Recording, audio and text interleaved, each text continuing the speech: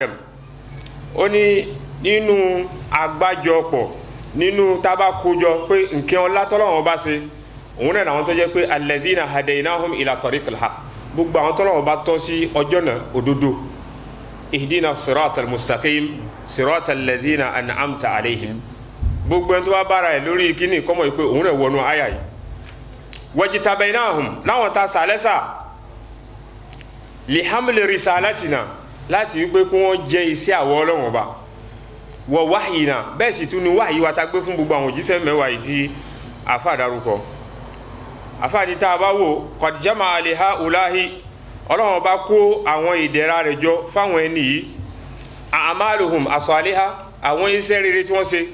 wa manaqibuhum alhamida àwọn ipò tí ń fi ń dára jù tọ́lọ́run Ọba ṣe fún wọn tọ́lọ́run Ọba ṣe fún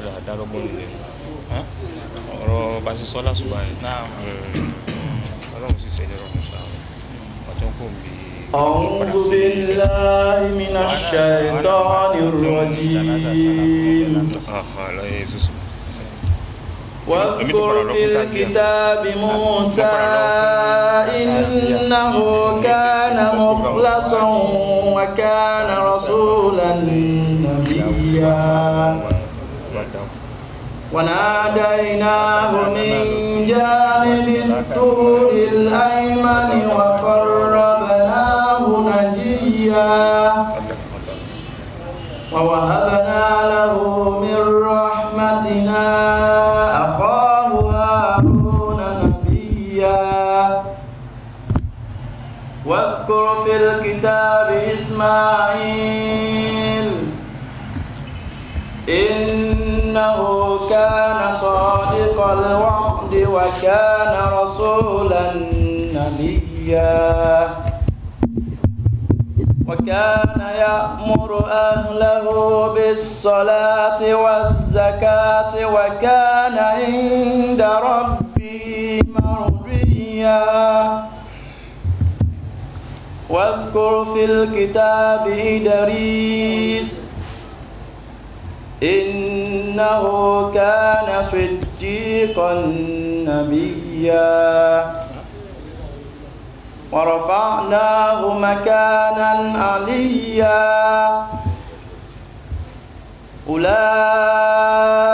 الذين أنعم الله عليهم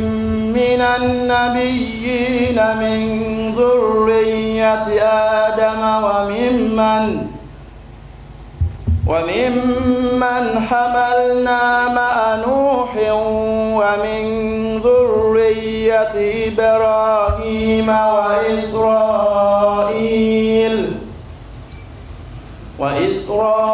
وإسرائيل وممن هدينا واجتبينا إذا تتلى عليهم آيات الرحمن خروا سجدا وبكيا الحمد لله الذي بنعمته تتم الصالحات والصلاة والسلام الأتمان الأكملان على خير الأنام حبيب القلوب معلم الناس الخير محمد رسول الله صلى الله عليه وسلم وعلى آله وصحبه ومن لفى حولهم إلى يرث الله الأرض ومن عليها اللهم أكرمنا بهم واجمعنا بهم في دارك دار القرار يا عزيز يا غفار آمين هذا كل سيء دولهم أبا الله ọba tí ó tún kádàrá pé kí a tún pàdé ní ọjọ́ òní ní ọjọ́ yomul ahad tí wọ́n dàpè ní sunday àbí dimanche ní àdúgbò kótá nílùú lomé ní mọ́sálásí umar bin al-khattab radiyallahu anhu títàwọn alájì wa jínáwó kọ́lọ́wọ́n bá kí ó ṣe àforíjì fún wọn. a rí pé ramadan lónìí ó di méje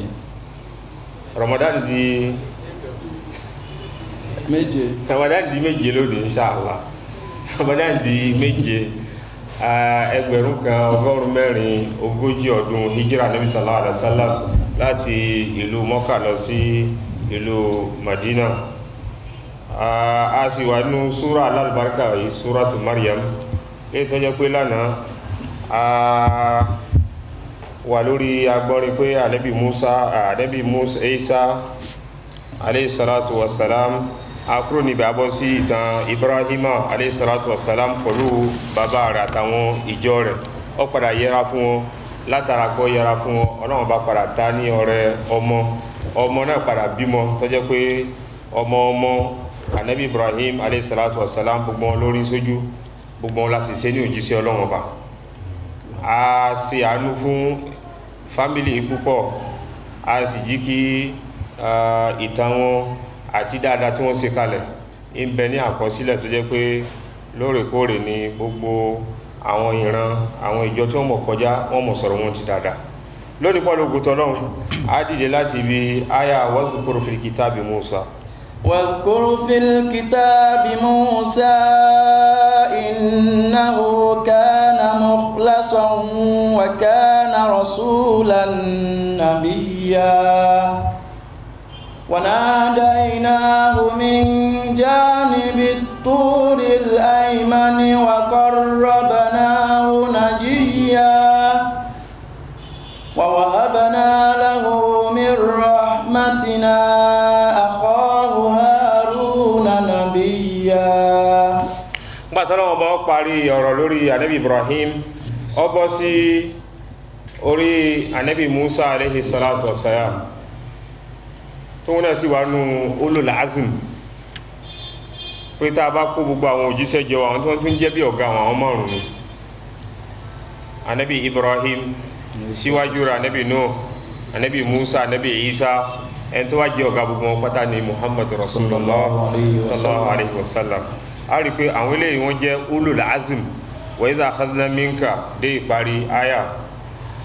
ó pé sí rántí sallallahu alaihi wasallam fún àwọn ìjọ rẹ̀ àtàwọn ọmọ lẹ́yìn rẹ̀ tí wọ́n padà mọ́ wá nípa tírà tí a fi rán ànábì Musa alaihi salatu wassalam dájúdájú kana mukhlasan ó jẹ́ nìkan táwọn Ọlọ́run bá ta fọ̀ mọ́ àbí innahu kana mukhlisan ó jẹ́ nìkan tó jẹ́ pé ìṣèjọsìn rẹ̀ mọ́ níbi ìṣèjọsìn rẹ̀ ó ṣe tọ́ mọ́ tó jẹ́ pé Ọlọ́run bá nìkan ṣoṣo náà ní ṣe ìbádà fún wa kana rasulan nabiyya ànábì Musa òjíṣẹ́ ni ànábì sì tún ni a rí pé ní ìjẹta a sọ̀rọ̀ nípa pé ìjẹ́ ànábì àti ìjẹ́ òjíṣẹ́ gbogbo ẹni tá bá pè lójíṣẹ́ kò sí èméjì ń bẹ ànábì Ọlọ́run ọba ni àmọ́ kìí sí gbogbo ànábì ni òjíṣẹ́ ànábì lẹ́ni tó jẹ́ pé a ránṣẹ́ nípa ẹnìkan tó ti wà níwájú rẹ̀ ta ti rán síwájú tó bá dé ohun tí lágbájá kẹ́ ń sọ bọ̀ tẹ́lẹ̀ lórí ipasẹ̀ rẹ̀ níkọ̀ wà àmẹ́ta pè lójíṣẹ́ lẹ́ni tó jẹ́ pé a rán táǹsì ń sọ wá yìí lọ lórí pẹ̀lú àwọn òfin tuntun eléyìí la pè ní rasul òun la ń pè ní ar-rasul ànábì Musa alayhi salatu wassalam òjíṣẹ́ Ọlọ́run ọba ní ànábì Ọlọ́run ọba sí ni wa nadaynahu min janibi turil ayman àwọn Ọlọ́run ọba pè ànábì Musa alayhi salatu wassalam ní ẹ̀gbẹ́ òkè Turi Sina ní apá ọ̀tún ànábì Musa alayhi salatu wassalam wa qarrabnahu a sì jí kó súnmọ́ àwọn Ọlọ́run ọba ní pẹ́kípẹ́kí Najiyan a bẹ̀rẹ̀ sí mọ́ sọ̀rọ̀ ní bòńkẹ́lẹ́ fún ànábì Musa alayhi salatu wassalam wa wahabna lahu min rahmatina a sì ìkẹ́ àti àánú àwọn Ọlọ́run ọba abún ànábì Musa àfikẹ́ nínú kẹta fún ní akhahu Haruna nabiyyan a sì ọmọ ọ̀yá rẹ̀ ní ànábì a rí pé nísàlẹ̀ bí inú al-Qur'an rabbi shrah li sadri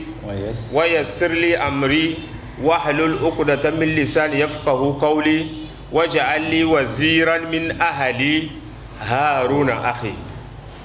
ànábì Musa tọrọ wípé kọ́lọ́wọ́n bá kọ́ yẹn nìkan nu fámílì òun abẹ́ni tó súnmọ́ òun tí ó jẹ́ wazir bíi prime minister ó tọrọ rẹ̀ ó ṣe ọ̀kẹ́jọ́ àrẹ̀sọ́jọ́ Ọlọ́run bá sì padà gbá fún ó wá padà sí Harun ó padà sòun náà ní ànábì lamma zakara ta'ala Ibrahim al-Khalil pàtó Ọlọ́run bá sọ̀rọ̀ nípa ànábì Ibrahima ọ̀rẹ́ Ọlọ́run wa asna alayhi tí a sì ròyìn rẹ̀ níròyìn tí ń fi ń da atafa bi zikri kalim Ọlọ́run mẹ́nu bà ọ̀rọ̀ kalimu rahman ẹni tí ń bọ́ Ọlọ́run ọba rahman tí ń bá sọ̀rọ̀ a rí pé wa kallama Allahu Musa takliman Ànábì Musa bọ́ Ọlọ́run bá sọ̀rọ̀ láì jẹ́ pé a lo ansẹ̀tì láì jẹ́ pé a ń wá rèzò ní ọmọ sọ Ọlọ́run bọ́ mọ̀ gbọ́ Ọlọ́run bá sì sọ òun náà sì ń gbọ́ kò nídìí rèzò kò nídìí ara kìtì ara símù a rí pa àwọn ìbò amúnisìn gbogbo àwọn àyà yìí wọ́n ṣiṣẹ́ lórí rẹ̀ gbogbo ohun tá à ń lò lónìí inú Al-Qur'an wọ́n ti yọ wadhkur fil kitabi Musa ṣèrántí ohun tó wà nínú tírà Ànábì Musa innahu kana mukhlasan ó jẹ́ nìkan táwọn Ọlọ́run bá ta fọ̀ mọ́ qara'a àwọn arínú apá kan náà àwọn àfáà tí láàmù yẹn wọ́n fún ní kẹsìrọ̀ mukhlisan wọ́n sì kìrá mukhlisan min al-ikhlas fil ibada in si àdáyẹrẹ́ sí fọ́lọ́wọ́n ba wa qala Thawri an Abi Lubana Abi Lubaba qala al-hawariyun wípé àwọn hawariyun tí wọ́n wà pẹ̀lú òjíṣẹ́ Ọlọ́run ya Rawhallah wa ẹ̀mí mímọ́ akhbirna anil mukhlis lillah wípé fún wa ní làbárì nípa ẹni tí ń ṣe àdáyẹrẹ́ sí fọ́lọ́run qala allazi ya'malu lillah òun lẹ̀ lẹ́nu tó jẹ́ pé gbogbo ohun tí ń ṣe ń torí tọ́lọ́run la yuhibbu an yahmadahu an-nas kò nífẹ̀ẹ́ sí káwọn èèyàn ọmọ ròyìn rẹ̀ àbí káwọn èèyàn ọmọ yin onítọ̀hún nígbà tí máa ń ṣe dáadáa wa qara al-akharun àwọn apá kan náà àwọn àfáà bí fathiha mukhlasan innahu kana mukhlasan pẹ̀lú fataha bí mana annahu kana mustafa àwọn ọlọ́wọ́n bá la dá sàlẹ́sà a fún àwọn ọ̀kẹ́ ní àdásàlẹ́sà tàṣí fún Ànábì Musa alayhi salatu wassalam kama qala ta'ala inni istafaytuka ala an-nas èmi ọlọ́wọ́n bá mọ́ sí àdáyẹrí mọ́ yọ kúrò láàrin àwọn èèyàn mọ́ ṣàlẹ́sà láàrin àwọn èèyàn a rí pé eléyìí náà ara ìfẹ́ kọ́lọ́wọ́n bó nífẹ̀ẹ́ sí yàn wa kana rasulan nabiyya Ànábì Musa òjíṣẹ́ ni Ànábì sì tún ni jama Allahu lahu bayna al-wasfayn ọlọ́wọ́n bá kọ́ àwọn ìròyìn méjèèjì ó fi ròyìn òjíṣẹ́ rẹ̀ tí ń jẹ́ Ànábì Musa fa innahu kana min al-mursalin al-kibar in bẹ̀rẹ̀ àwọn òjíṣẹ́ tí wọ́n jẹ́ àwọn òjíṣẹ́ ńlá náwọn ulul azm tí wọ́n jẹ́ àwọn àgbà nínú àwọn tààrẹ níṣẹ́ al-khamsa láwọn márùn wahum àwọn ni Nuh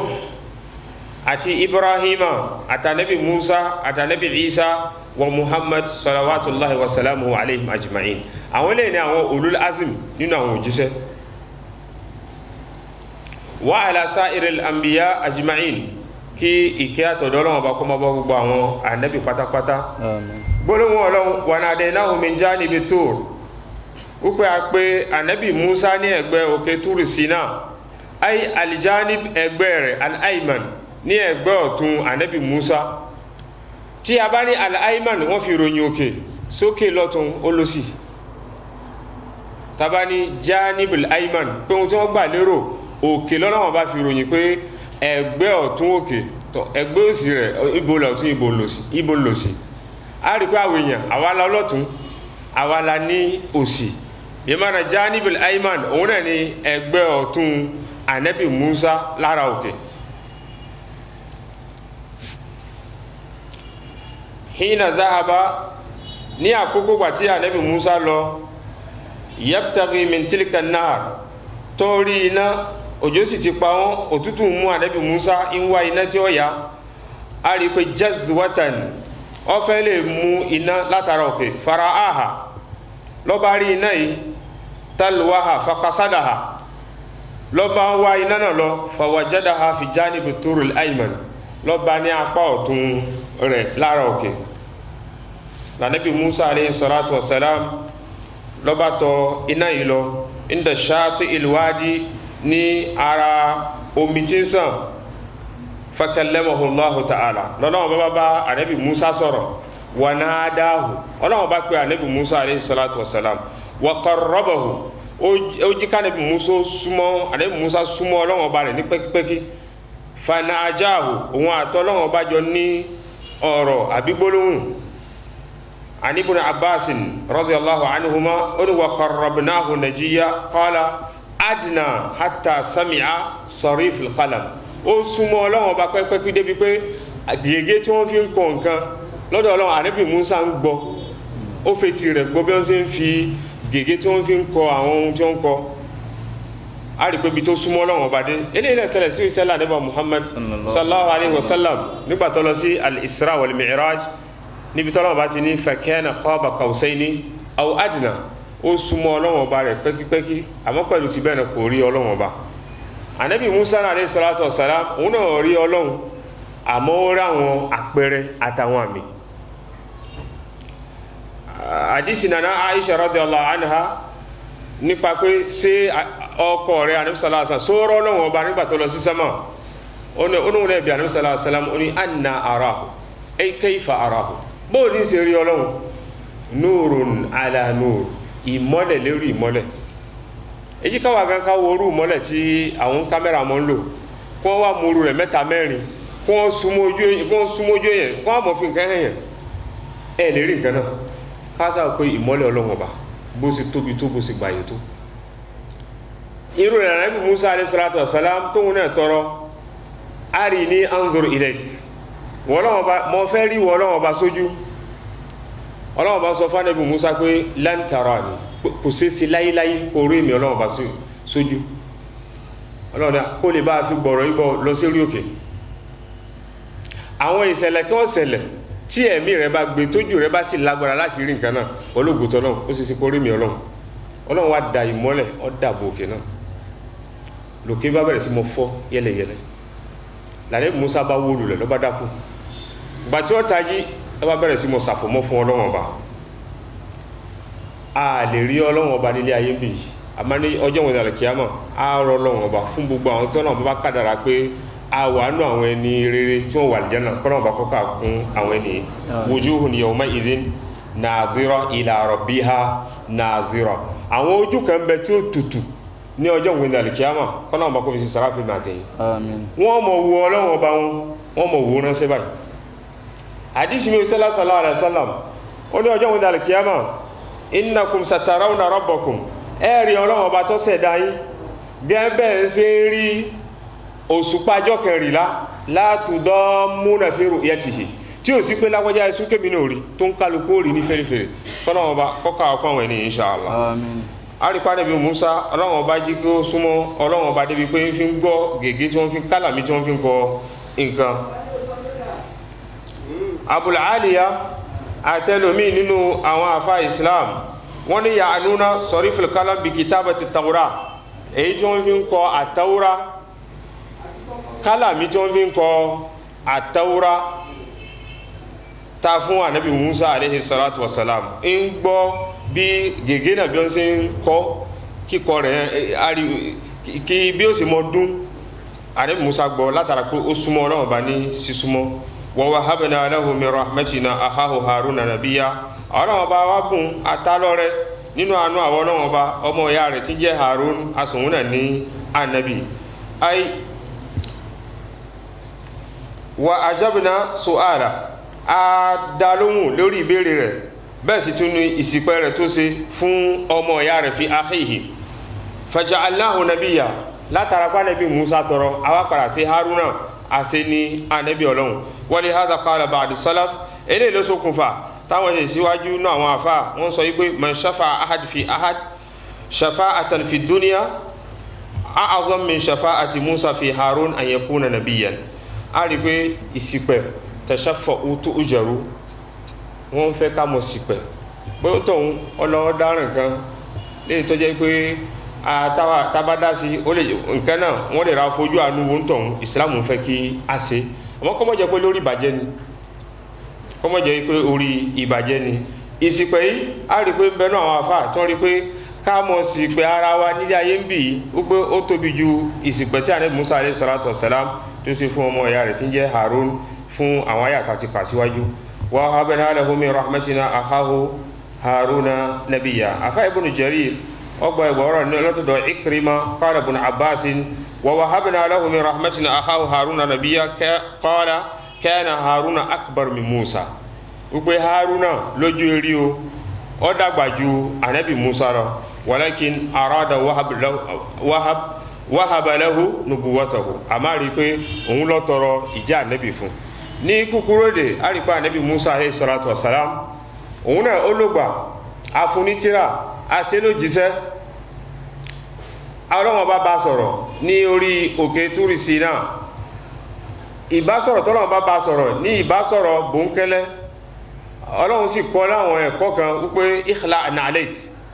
gbà tó dé eré òkè Ọlọ́run bá ní kọ́ bọ́ bàtà rẹ̀ méjèèjì sílẹ̀ innaka bil wadil muqaddasi tuwa pé àyè bí tọ́ wáyé o àyè tó mọ́ ni eléyìí náà ń pè mí àtẹ̀yìn náà ṣàkíyèsí pé àti tá bá fẹ́ sí ìjọsìn fọ́lọ́run ọba ó yẹ ká wà ní ipò mímọ́ lọ́lọ́run bá tó wà ń tẹ̀síwájú pé wadhkur fil kitabi Ismail واذكر في الكتاب إسماعيل إنه كان صادق الوعد وكان رسولا نبيا وكان يأمر أهله بالصلاة والزكاة وكان عند ربه مرضيا bẹ́ẹ̀ sì tún wá Nabi sallallahu alaihi wasallam sí rántí ohun tí ń bẹnu tírà Ismail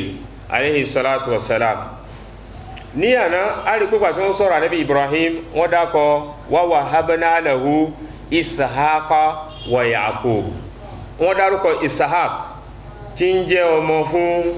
Ibrahim wọ́n sì dá orúkọ ọmọ Ishaqa tó ń jẹ́ Yaqub wọ́n dákọ̀ Ismail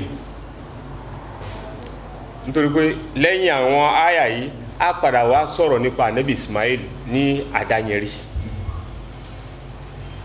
lọ́lọ́wọ́ bá fi lọ ọ̀rọ̀ náà ni wọ́n fi dárúkọ Ismail síbi àwọn àyà tá kà síwájú lọ́lọ́wọ́ fi ń sọ níbi pé wadhkur fil kitabi Ismail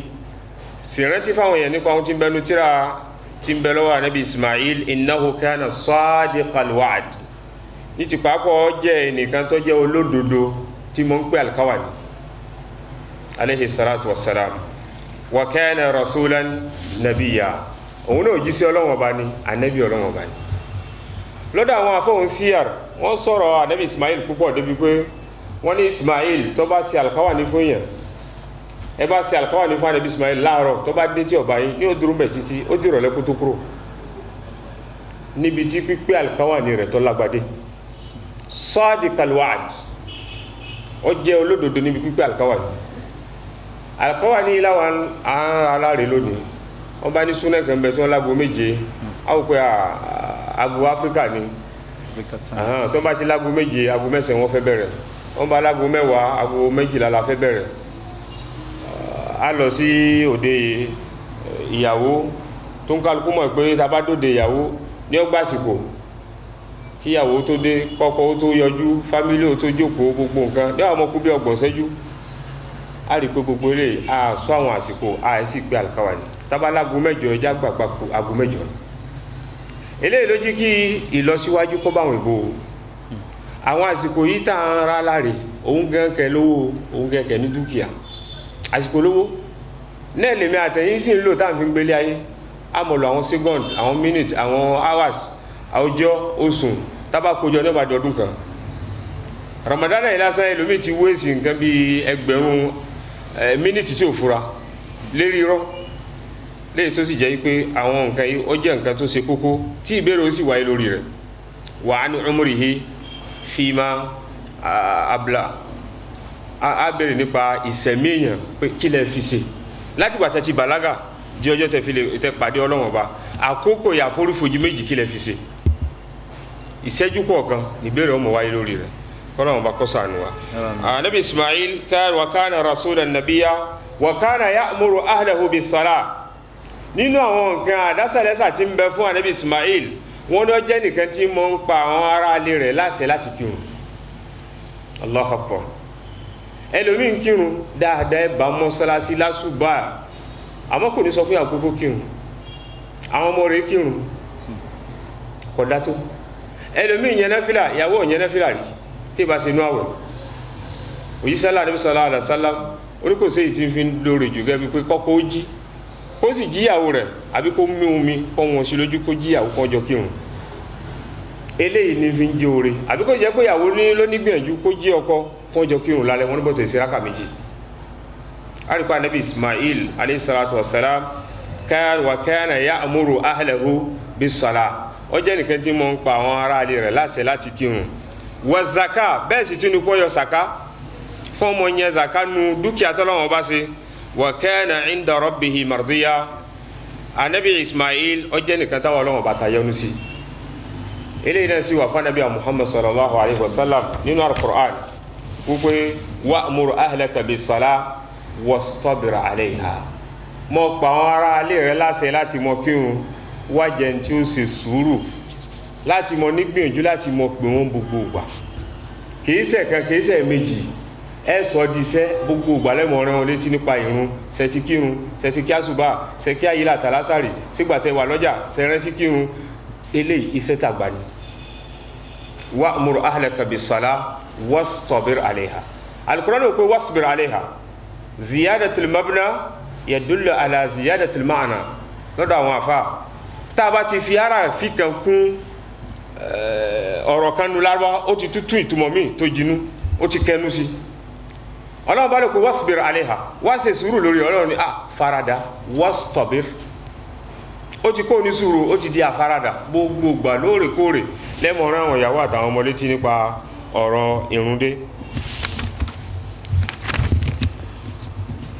هذا ثناء من الله إليه ني láti ọ̀dọ̀ Ọlọ́run Ọba sí Ànábì Ismail ọmọ Ibrahim al-Khalil alayhi assalam kọ́lọ́n kọ́kẹ́ Ismail àti bàbá rẹ̀ Ibrahim wa huwa waladu Arab al-Hijaz òun sì ní ọmọ tó jẹ́ Lárúbáwá tó sì jẹ́ pé láti inú Hijaz tàbá mú Mọ́kà Mọ̀dínà àtàwọn ìlú tó wà ní agbègbè wọn náà wọ́n pè ní Hijaz kulluhum bi annahu kana sadiq al-wa'd wọ́n ní ó jẹ́ nìkan tí mọ́ ń pé al-kawani qala ibn Jurayj afa ibn Jurayj in so noro rẹ̀ pé lam ya'ud rabbahu 'uddatan illa anjazaha wípé ko bo Ọlọ́run Ọba rẹ̀ ṣe mọ́jẹ̀mú kan àbí al-kawani kan ko jẹ́ pé ní ó múṣẹ ya'ni maltazama ibadata qat bi nazrin illa qama biha kò ṣe ìlérí kan fún Ọlọ́run Ọba pé in ṣe kan báyìí àbí ko jẹ́ pé ní ó mú nǹkan náà ní ó múṣẹ ní ó sì fi ṣe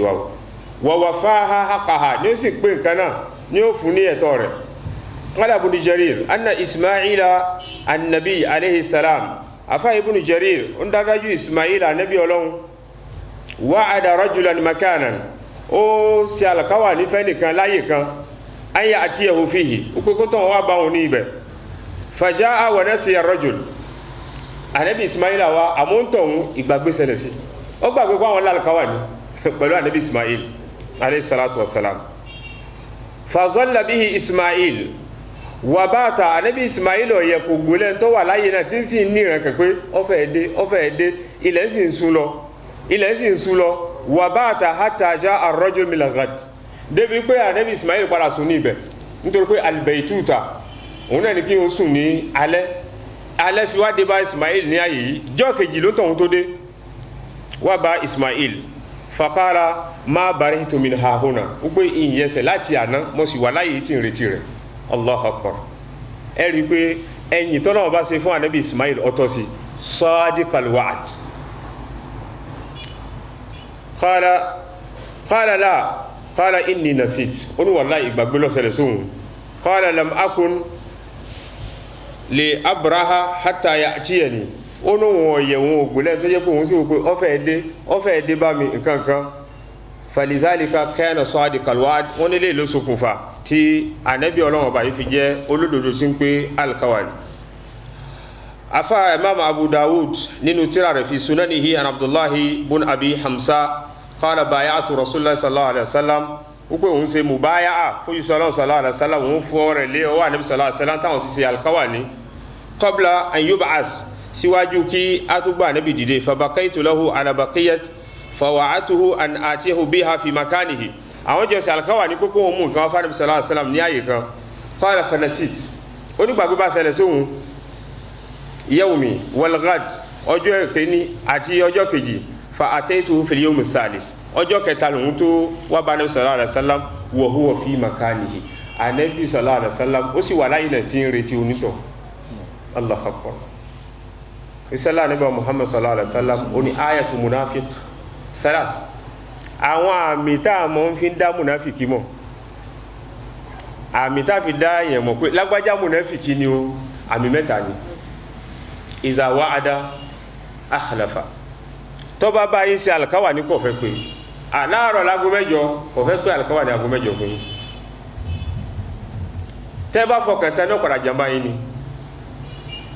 tó bá sọ̀rọ̀ tẹ́ bá lọ tẹ́ ṣiṣẹ́ ìwádìí lórí rẹ̀ irọ́ lẹ fẹ́ bá ń bẹ̀ wa idha khasama nú àdísì kan ó pé ayatul munafiq mẹ́rin ni ó wá fẹ́ lẹ́ẹ̀kẹrin lé pé wa idha khasama fajara tẹ́ bá bá níbi tí máa ń jà lọ́wọ́ tẹ́ bá àbúbálágbọ́já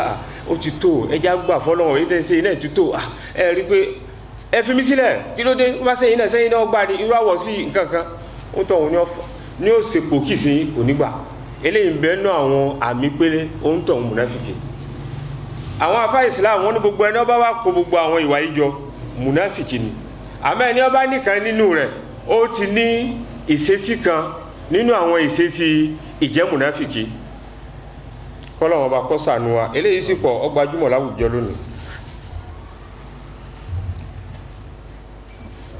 واذكر في الكتاب إدريس واذكر في الكتاب إدريس إنه كان صديقا نبيا ورفعناه مكانا عليا أولئك الذين أنعم الله عليهم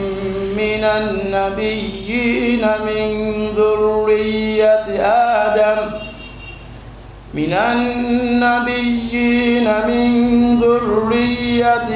آدم وممن حملنا مع نوح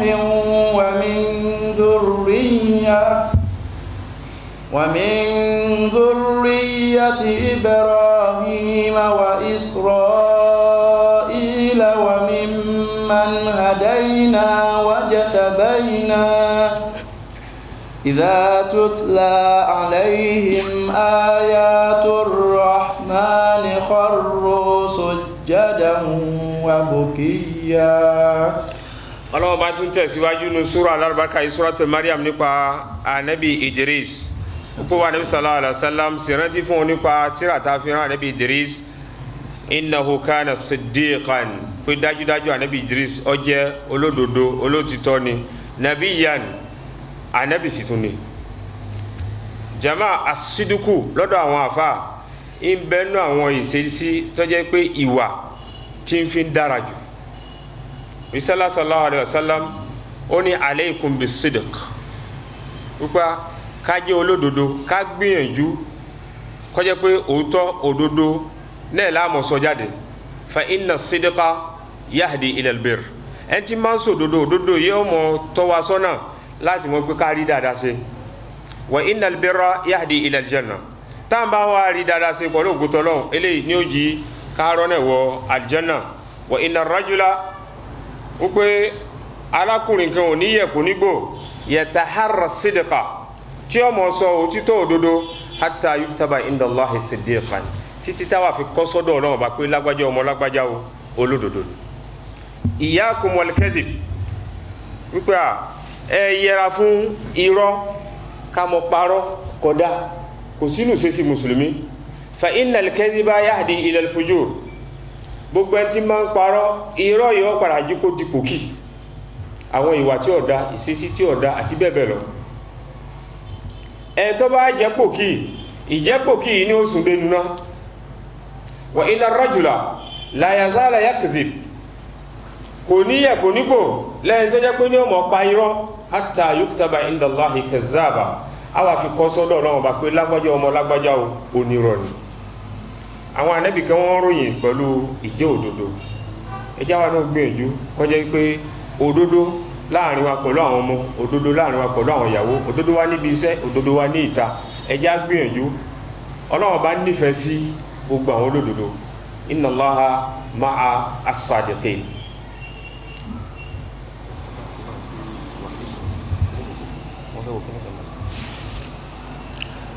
wa rafa'nahu makanan aliyya àwa gbé ànábì Idris alayhi salatu wassalam ìròyìn rẹ̀ ajíkóyé ọjẹ́ nìkan tó wà ní àyè tó ga táwọn yóò sì mọ́ sọ̀rọ̀ ànábì Idris alayhi salatu wassalam a fẹ́ padà sínú tafsiri wasit aya kelo ni eto correct aya 6 a rí pé Ànábì Idris níbi tafsiri bàbá wa nínú wasit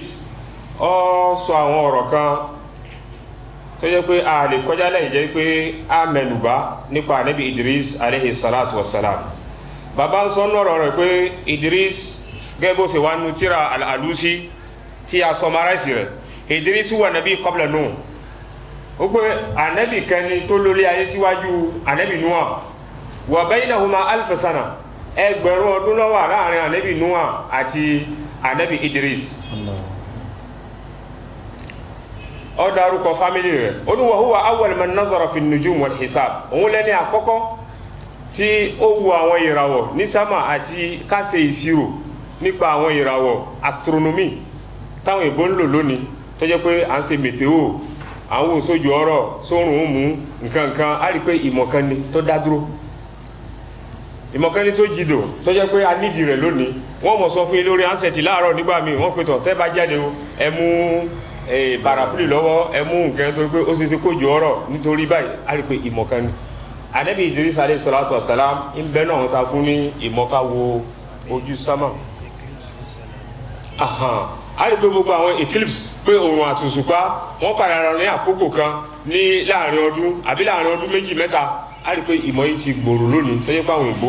wọ́n tún gbìyànjú débi pé wọ́n ń kúrò lérí planet àwa yìí wọ́n tún bọ́ sínú planet míì tí wọ́n ń pè bẹ̀ ní òṣùpá eré òṣùpá wọn lọ àbí kì í ṣe eré òṣùpá ibi orújú àwọn dákọ̀ pé eré òṣùpá ni àmọ́ sí lóòótọ́ eré bí sọ́n lọ eré òṣùpá ni ọ̀pọ̀lọpọ̀ àwọn afọ́ gbà pé eré òṣùpá wọn lọ àmọ́ planet pọ̀ ọ̀tọ̀ lè tàwà lórí rẹ̀ yìí planet pọ̀ wọ́n lọ sí ibòmí tó jẹ́ pé kò sí atẹ́gùn tá mi ẹ̀yin lẹ́gbẹ̀ẹ́ atẹ́gùn yìí dání tẹ́ fi kọ́rùn lẹ́mọ̀mí ẹ bá fi nǹkan sílẹ̀ báyìí ní òdúró ni nǹkan náà ní bọ́lẹ̀ a rí pé ohun tí ń fa nǹkan tí ń fi ń bọ̀ sí ní gbogbo àyè ibi planet tí àwọn ìbò yìí lọ ní kúkúrú ìdá Ànábì Idris alayhi salatu wassalam ó jẹ́ nìkan tí ó kọ́kọ́ wo sámà tí ó rí àwọn ìràwọ̀ àwọn ìṣirò àti bẹ́ẹ̀ bẹ́ẹ̀ lọ ó jẹ́ nìkan tó jẹ́ olódodo ìsìn bẹ́ẹ̀ náà àwọn tí ẹni àkọ́lé nínú àwọn Ànábì Ọlọ́run wa rafa'nahu makanan aliyya qalu huwa sharafu nubuwa àwọn àfáàní gbígbé ta gbé Ànábì Idris àga wípé ipò ìjẹ́ Ànábì ta fún Idrisa òun náà ní ìtumọ̀ wa rafa'nahu makanan aliyya ẹ̀rí pọ̀pọ̀lọpọ̀ àwọn táwọn yẹn bá ń wá ipò wọ́n mọ́ sábà fa áyà yìí wa rafa'nahu makanan aliyya wọ́n mọ̀ fa Allahu akbar tọ́ Ọlọ́run nìkan ló mọ̀ Ọlọ́run bá nìkan ló mọ̀ ẹni tí ó gbéga nínú àwọn èèyàn bẹ́ẹ̀ sì tún ní Ànábì Idris ó súnmọ́ Ọlọ́run ọba pẹ́kípẹ́kí awil murad àbí kó sì jẹ́ ipò ohun tá gbà lérò lára áyà yìí ni pé yarfa'uhu ila al-makan al-ali á jí kí Idris alayhi salatu wassalam kí á gbéga sí àyè kan tó jẹ́ pépele tó ga ay iskanuhu fil janna nínú aljanna a sì pé aljanna ní fi ń ga jù nínú àwọn nǹkan tó ga izila sharaf kò sí nǹkan yìí a'ala min zalik kò sí nǹkan yìí tó tóbi jù aljanna lọ gbogbo à ń kírun à ń gbàwẹ̀ à ń ṣe kíríkan aljanna la fi wá òun sì ní ìparí gbogbo ìpele tí fi ń ga jù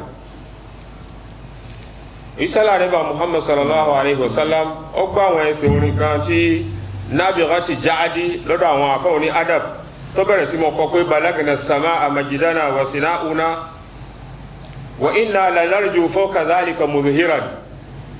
wípé iyì àwọn àtàwọn àyè nǹkan kan àwọn ti dé sámà àwọn ti dé ìpépé tí ń fi ń ga jù iyì ti wà fáwọn àwọn ti wà ní gíga àmọ́ àwọn sì ń níran kan pé káwọn tún débi tí ń fi hàn jù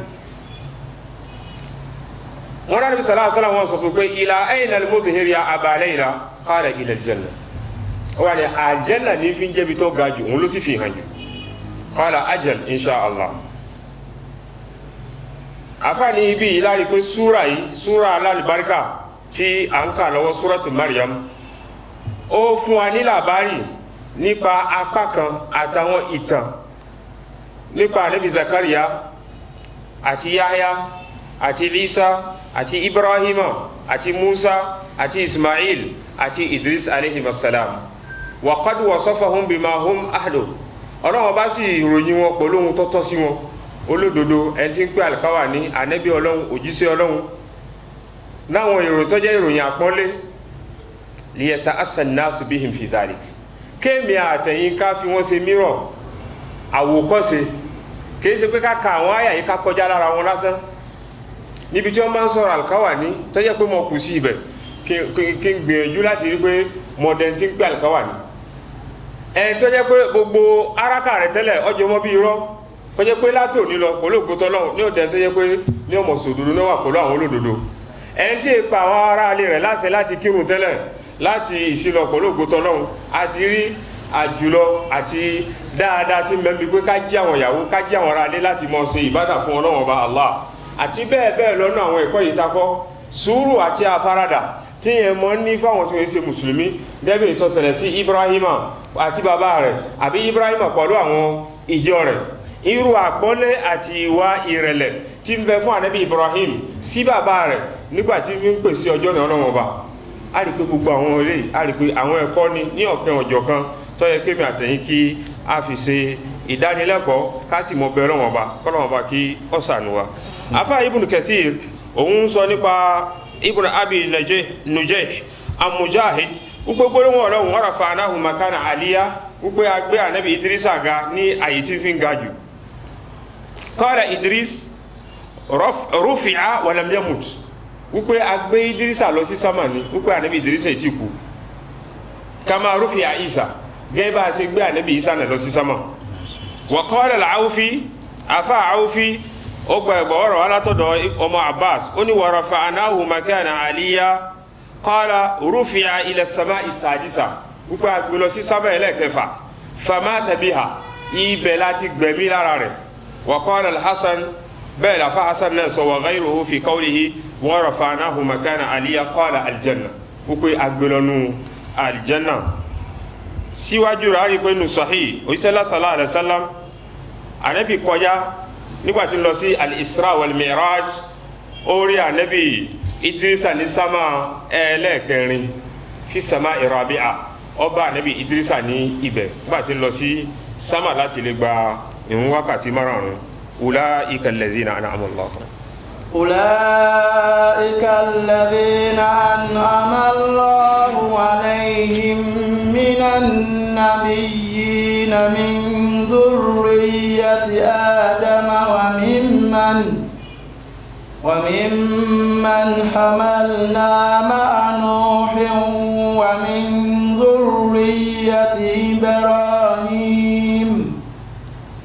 ومن ذرية إبراهيم وإسرائيل وممن هدينا وجتبينا إذا تتلى عليهم آيات الرحمن خروا سجدا وبكيا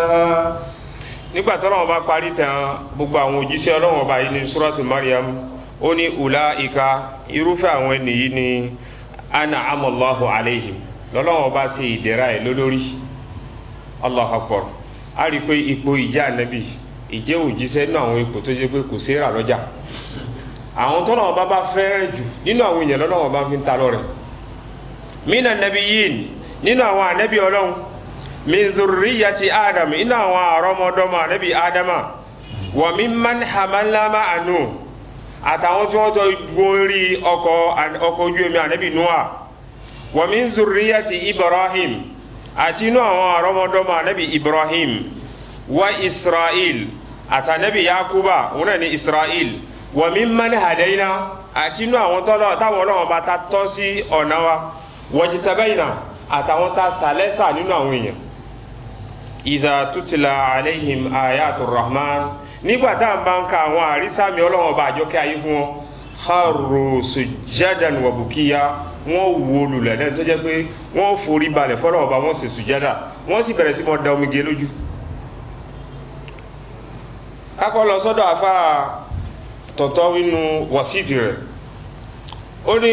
gbólóhùn Ọlọ́run bá yìí Ọlọ́run bá bẹ̀rẹ̀ sí mọ́ ka àwọn ànábì tí wọ́n jẹ́ mẹ́wàá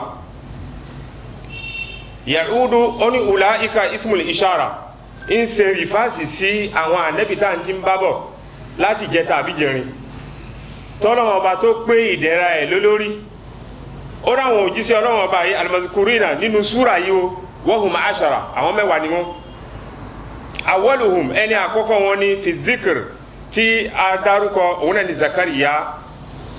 akhiruhum ẹni kẹ́yìn wọn ni anabi Idrisi tí a ṣe kà sí ra wa létí nísìn afa Kurtubi nínú tafsiri rẹ̀ nínú àyà yìí ó ní àwọn òjíṣẹ́ Ọlọ́run ọba yìí wo ta pé ìdẹ̀ra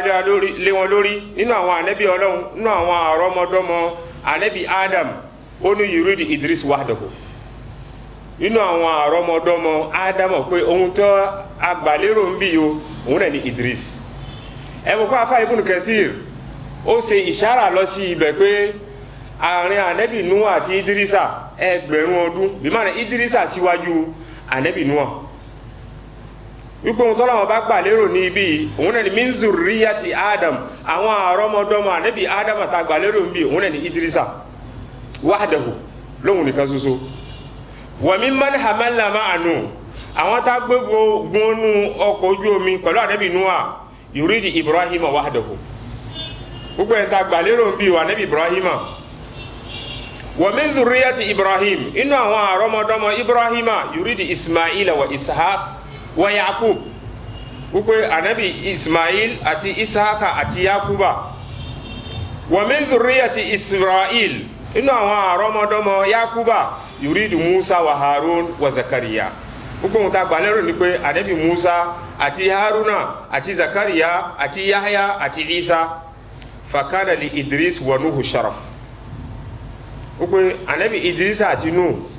wọ́n tún ní nǹkan special nítorí pé al-qurb min Adam àwọn súnmọ́ ànábì Adam àjọ àwọn ànábì yòókù lọ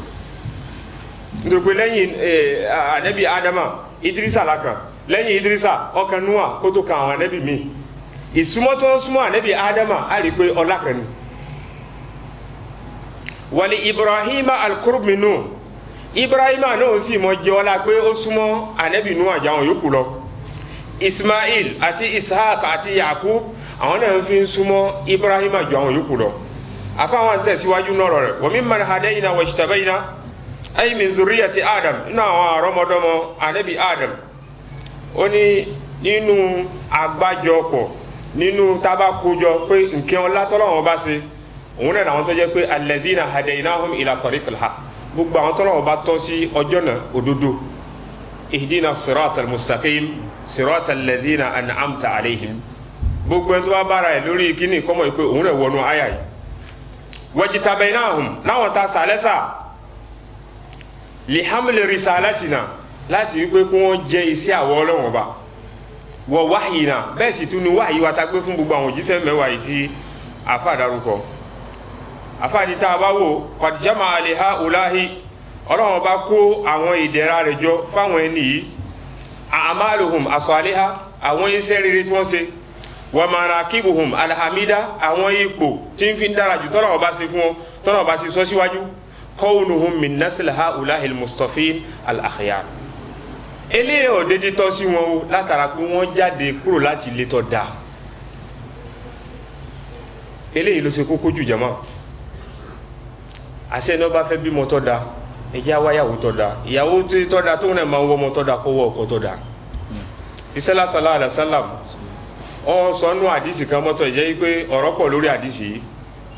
wípé ẹ rí òdòdó kan tó wù látàn tí ó ṣe ojú lọ́yàn tó sì jẹ́ wípé níbi tó ti jáde mọ́gbàtúsù àyè tí ọ̀dá ni ìtumọ̀ nígbè òwe ni ẹ̀rọ ọmọbìnrin tí ó dùn wò lójú ó fàyìn lójú àmọ́ ilébi tó ti jáde sílé dáadáa kò sí ẹ̀kọ́ ń bẹ̀ kò sí ìsìlámù ń bẹ̀ kò sọmọlúàbí ń bẹ̀ irú obìnrin yẹn tó bá fẹ́ lọ́la kọ́mọ ipá àwọn ọmọ yìí kò ní sí ẹ̀kọ́ kankan fún wọn irú eléyìí ló ṣẹlẹ̀ sáwọn ànẹ́bí Ọlọ́run ọba yìí tó jẹ́ pé wọ́n jáde láti ilé dáadáa tó jẹ́ pé a sà wọ́n lẹ́sà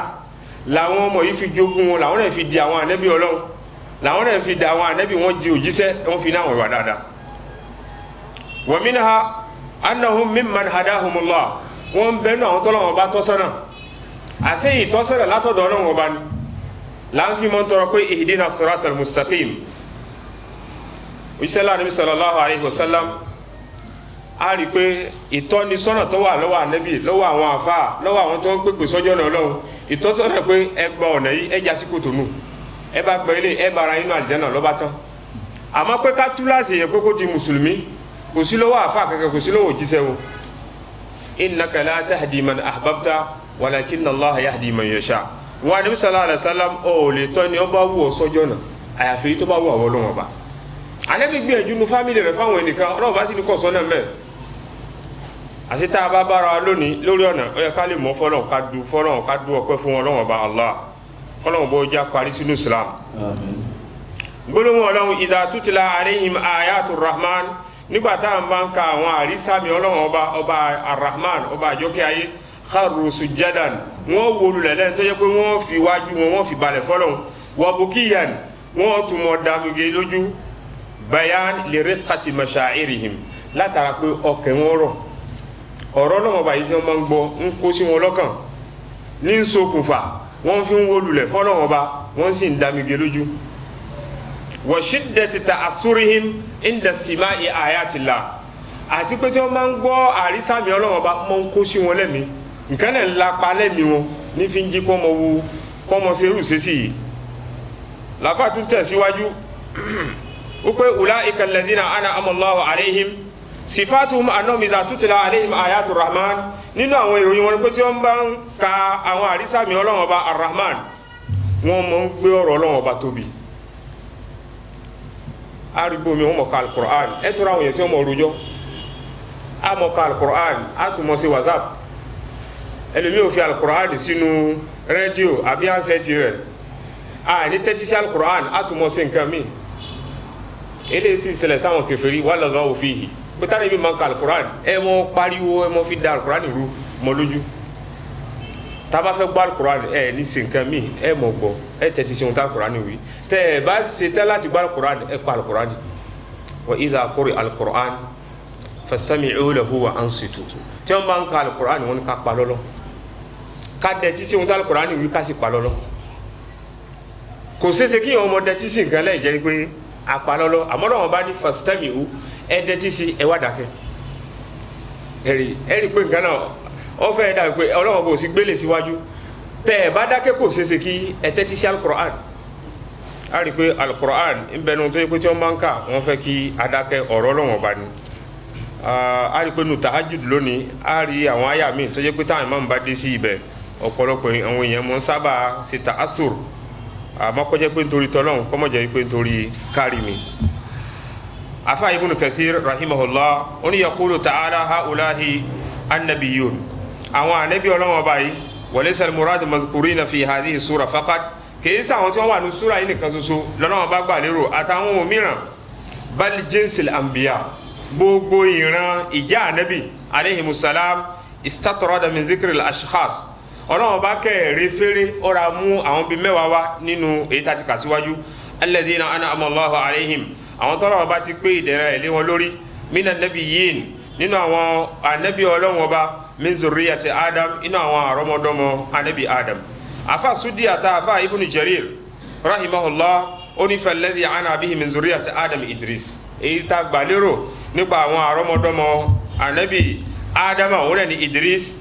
walladhi uniya bihi min zurriyati man hamalna ma'a Nuh àwọn tá gbà lérò pẹ̀lú àwọn tí wọ́n jọ gun orí ọkọ̀ ojú omi ànábì Noah wọ́n ní Ibrahim alayhi salatu wa salam bẹ́ẹ̀ sì tún gbólóhùn min zurriyati Ibrahim gbogbo ohun tá a gbà lérò ní ibi òun náà ni Ishaq wa Yaqub wa Ismail tí a ti sọ síwájú a rí pé afa Ibn Kathir òun náà lọ sí eré agbọ̀nrín afa wa ń tẹ̀ síwájú lọ́rọ̀ ní afa Ibn Jarir at-Tabari sọ lọ́rọ̀ rẹ̀ pé walizalika furrika ansabahum wa in kana yujma jami'uhum Adam li anna fihim man laysa min walad man kana ma'a Nuh fi safina wa huwa Idris wọ́n ilé ló ṣokùnfà tá a fi kó gbogbo wọn jọ tá a sì fi ń dápọ̀ ànábì Adam alayhi salatu wassalam àtàwọn ọ̀rọ̀mọdọ́mọ rẹ̀ kí ànábì Idris ò fi wọ inú rẹ̀ nítorí pé kò sí pẹ̀lú wọn nínú àwọn tí wọ́n jọ gun ọkọ̀ ojú omi pẹ̀lú Nuh alayhi salatu wassalam àfáàní eléyìí ní fi hàn jùlọ tafsir ana Idris fi amudu nasab Nuh wípé ń bẹnu àwọn òpó family anabi Nuha alayhi masalam wa qad qila innahu min anbiya bani Isra'il arinu àwọn afa tí wọ́n ní Idris ń bẹ nínú àwọn anabi ọmọ Israeli akhadha min hadith al-Isra wọ́n mú láti bí hadisi Isra tanabi lọ sí sama tó lè gba irun níbi tanabi sallallahu alaihi wasallam tí sọ yí pé marhaban bin nabiy salih ó pé tanabi sallallahu alaihi wasallam kó káàbọ̀ pẹ̀lú anabi tó dá wal akh salih àtọmọ ya hun tó jẹ́ yẹn dáadáa walam yakul wal waladu salih wípé ngbà tí ń tó bọ̀ kò dápọ̀ pé ọmọ tó dá nítorí pé wọn sínú fámílì kan náà a rí pé àfáàsẹ istibatu ọ̀rọ̀ inú hadith al-Isra wal Mi'raj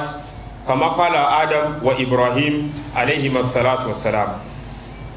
fa khalafa min ba'dihim khalfun فخلف من بعدهم خلف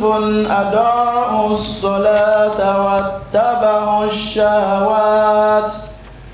فسوف يلقون غيا إلا من تاب وآمن وعمل صالحا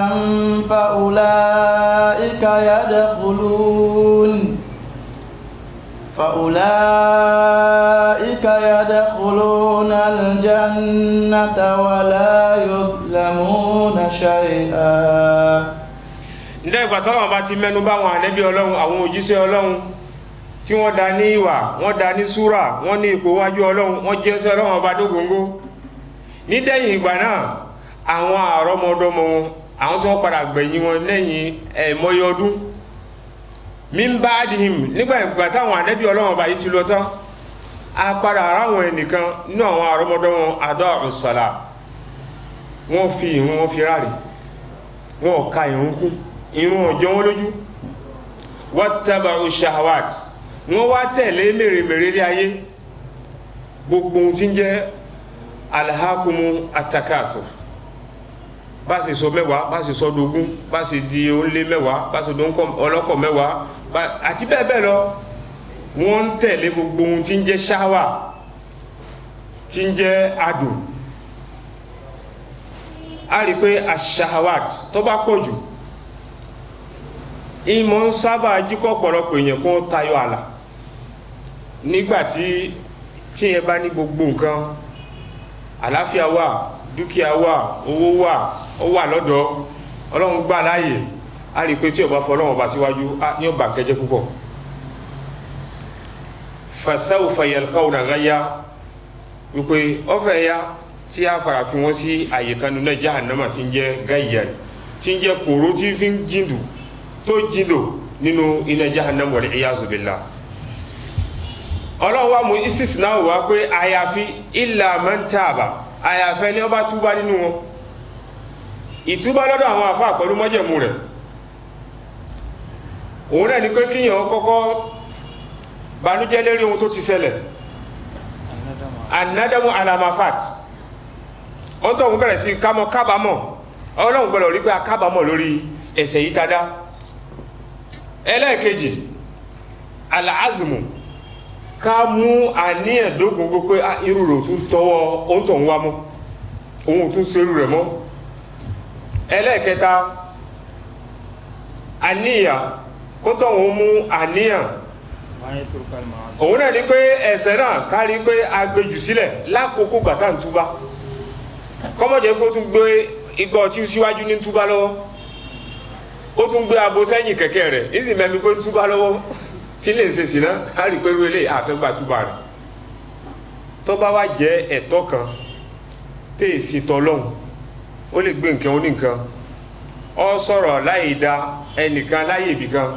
ẹgbọ́lọ̀ lọ́wájú ń tọ̀hún kẹ dá nǹkan náà padà fún kẹ sọ̀rọ̀ ń tọ̀hún kẹ tọrọ dáríjì wájú ń tọ̀hún eléyìí ni mọ́jẹ̀mú ìtúbá lọ́dọ̀ àwọn àfà illa man taba àyàfẹ́ ni ó bá ronú tó pìwàdà wà ámánà tó wà ní ìgbàgbọ́ sí Ọlọ́run Ọba Allah wà amila salihan ó tọ̀hún tún wà ń ṣiṣẹ́ rere àṣẹ ìgbàgbọ́ nìkan èyí tí tó tá a bá ti fi amalu salih káfikún ẹ wo ní suratul asr a rí pé wà amila salihan ìparí suratul balad la uqsimu a rí pé amila salihan kò sí níbi tá a máa ń sọ̀rọ̀ ìgbàgbọ́ Ọlọ́run bá mọ́ fi kún pé man amila salihan ẹni tí máa ń fi iṣẹ́ dáadáa àti mọ́ nígbàgbọ́ ètìtò àfi ká fi iṣẹ́ dáadáa ká tó fi kún ìgbàgbọ́ wa fa ulaika yadkhuluna aljanna irúfẹ́ àwọn ẹni yìí náà wọ́n wọnú aljanna wala yuzlamuna shay'a Ọlọ́run bó sì ní bò wọ́n sí bó sì lè kéré mọ́ Ọlọ́run ọba kìí ṣe ọba alábòsí lamma zakara ta'ala nígbà tí Ọlọ́run ọba ṣe lálàyé hizbu su'ada àwọn ìjọ àwọn tí wọ́n sórí rẹ̀ kọ́lọ́run ọba kọ́kẹ́ ìmí àtẹ̀yìn mọ́ àwọn ẹni yìí wa humul anbiya àwọn náà làwọn ànábì Ọlọ́run alayhimus salam wa man tabi'ahum àtàwọn tí wọ́n tẹ̀lé ipa ẹsẹ̀ wọn minal qa'imina bi hududillah gbogbo àwọn tí wọ́n ń ṣọ́ àwọn mọ́débẹ̀ Ọlọ́run ọba wa awamirihi wọ́n tẹ̀lé àṣẹ Ọlọ́run almu'addina fara'idillah tí wọ́n ń pé ìwọ Ọlọ́run ọba bó ṣe tó àti bó ṣe yẹ at-tarikina li zawajirihi àwọn tí wọ́n ń jìnà sí mọ́débẹ̀ Ọlọ́run ọba zakara annahu khalafa min ba'dihim khalfun ìdẹ́yìn ìgbà náà Ọlọ́run ọba wá jí káwọn ẹnìkan tí wọ́n jẹ́ àrólé àwọn tọ̀hún kuruna akhar náwọn àìmọye ọgọ́rùn ọdún ada'u salah wọ́n fi ìrun wọn fi ráre ay wa idha ada'uha fahum lima siwaha min alwajibat adiya'u uko tí wọ́n bá fi ìrun ráre ẹ mọ́ tún béèrè nípa sàkámọ́ ẹ mọ́ béèrè nípa abẹ́ọ́sí ń gbàwẹ̀ ẹ mọ́ béèrè nípa hajj mọ́ torí pé ẹni tí ò bá kírun ọ̀rọ̀ ayọ̀ sàkọ́ sínú ọ̀rọ̀ tọ̀hún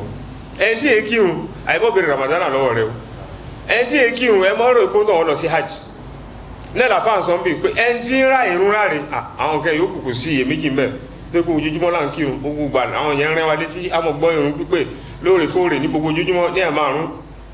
a rí pé àti fi nǹkan mí ráre ní ọ̀rọ̀rùn fún tọ̀hún li annaha imaduddin nítorí pé ìrun yìí òun náà ni òpó tó mú ẹ̀sìn dúró wa khairu a'mali ibad eléyìí sì ni àwọn iṣẹ́ tí ń fi lórí jù náà àwọn iṣẹ́ tí ẹrú mọ́ ṣe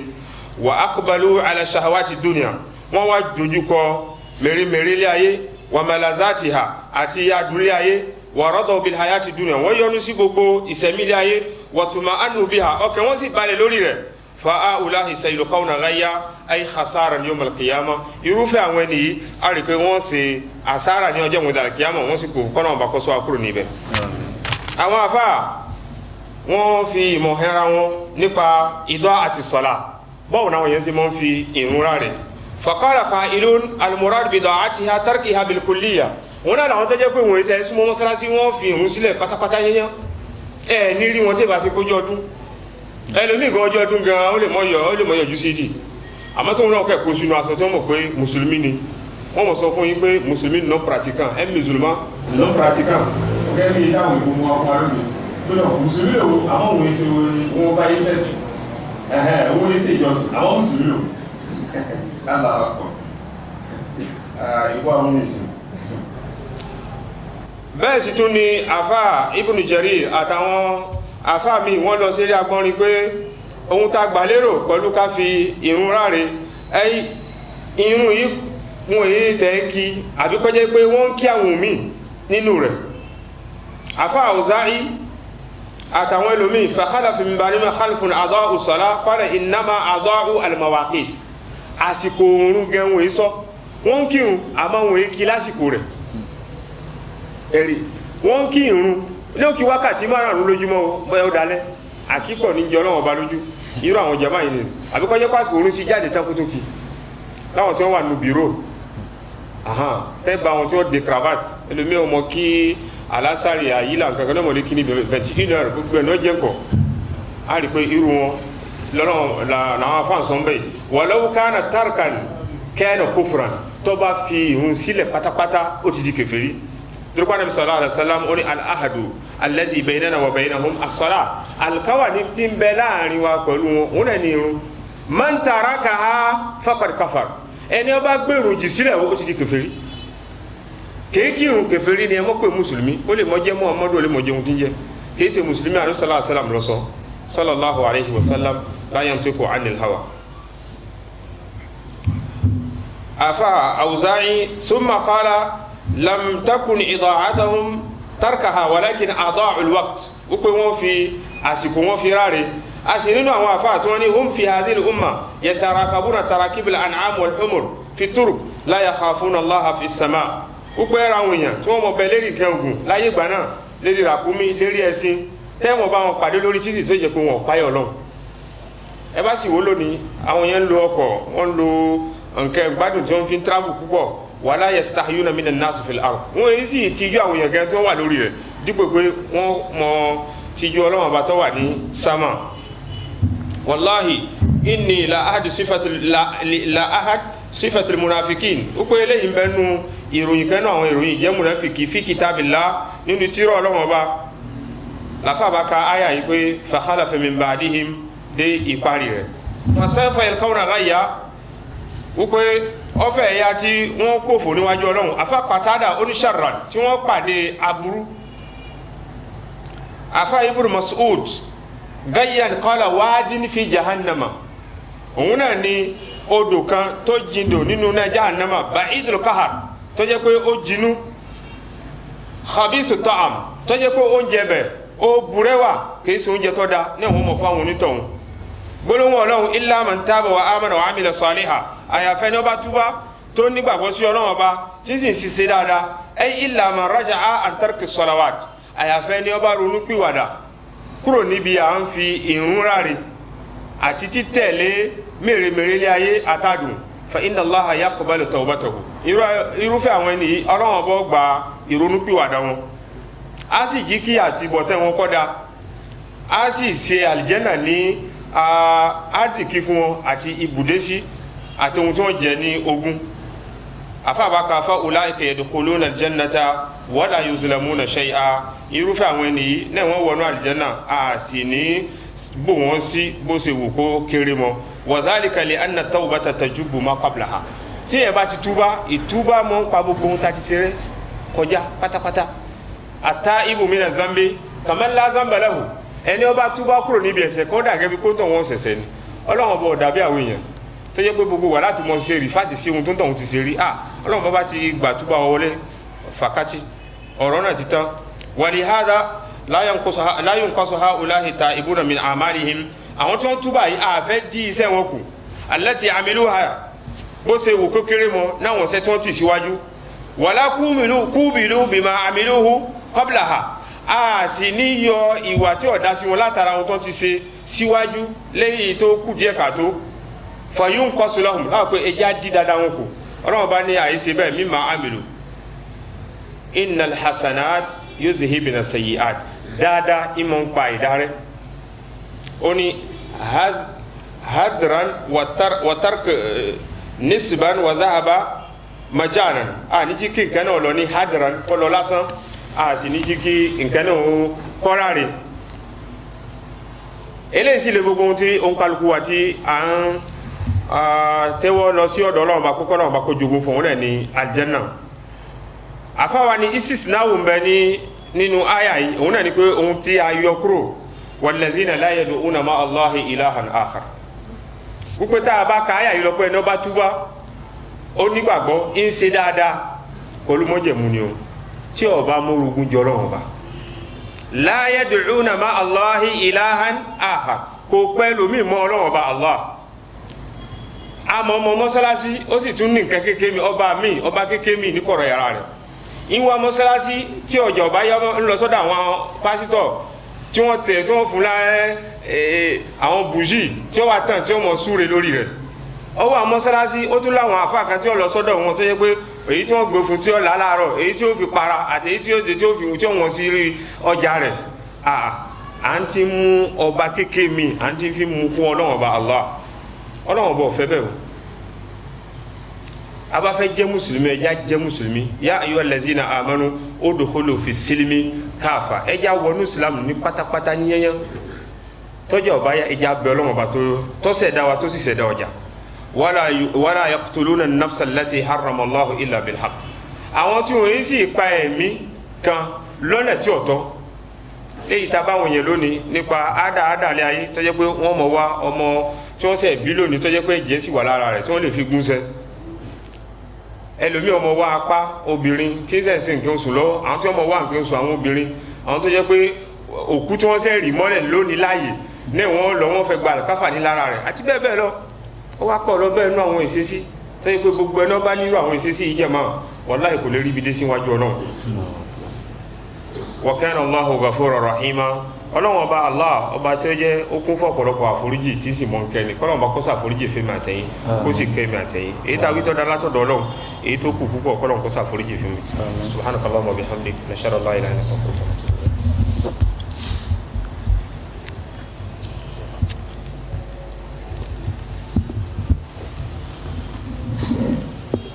بسم الله والصلاة والسلام على رسول الله أما بعد السلام عليكم ورحمة الله وبركاته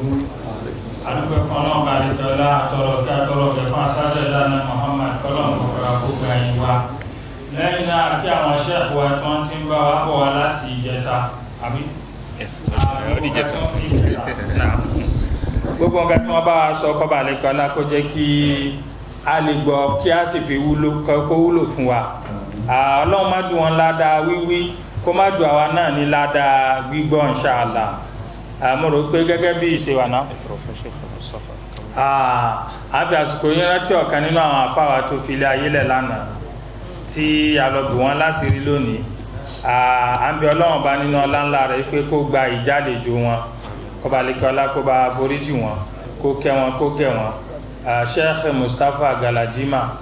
àwọn ni wọ́n jẹ́ mudiru madrasa Nurul Ansar tó wà ní Dulasamẹ tó kọjú dàbí tọ̀gbá kékeré tẹ́rẹ̀ yẹn àwọn náà ni wọ́n sì jẹ́ mudiru fún Sakanul Aitam táwọn Qatar tí wọ́n kọ́ fún Togo ilé àwọn ọmọ òrukàn tí ń bẹ ní dètí kọ́pé afáàná ti ń ṣe àìsàn wọ́n máa ń kírun mútádà níjọ́ jimá wọ́n máa ń kírun jimá mútádà afáàní wa ni wọ́n jẹ́ wọ́n fi ilé ayé lẹ̀ lánàá lẹ́ni náà ni alọ́gbé wọn sí kí ọba alikọ́lá kó tẹ́wọ́ gbà wọn ní ẹrú gbogbo ìgbìyànjú wọn ní nẹ́ẹ̀sì tí wọ́n ṣe kọba alikọ́lá kó ṣe àdìpẹ̀lẹ́ ẹ̀san rẹ̀ fún wọn àwọn kùdìẹ̀kùdìẹ̀ tí wọ́n ṣe kọba alikọ́lá kó bá yáfe wọn àwọn ọmọ wọn àti ìyàwó wọn tí wọ́n filẹ̀ àbí ọlọ́run bá nínú ọláńlá rẹ̀ wípé